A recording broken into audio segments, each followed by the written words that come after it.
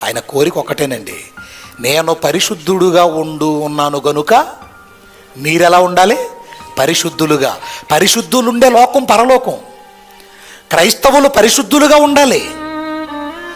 దేవుని మందిరానికి వెళ్ళావు అంటే మనల్ని మనం బాగు చేసుకోవడానికి వెళ్ళాలి.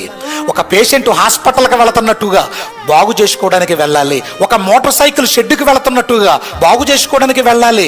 ఒక కలుపు మొక్కలు తీయడానికి వెళుతున్నట్టుగా దేవుని మాటలతో మన హృదయములో పేరుకుపోయిన కలుపు మొక్కల్ని తీసి పారేయాలి.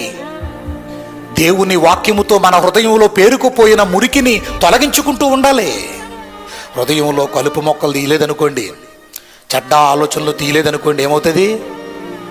అసలైనవి పెరగవు. ఏం పెరుగుతాయి? కలుపు మొక్కలు పెరిగితే. దేవుని వాక్యాలు వేసినా పెరగవయ్యేటో కానీ. ప్రియమైన దేవుని పిల్లలరా, మన హృదయం వాక్యానికి ఇచ్చే ప్రాధాన్యతను బట్టి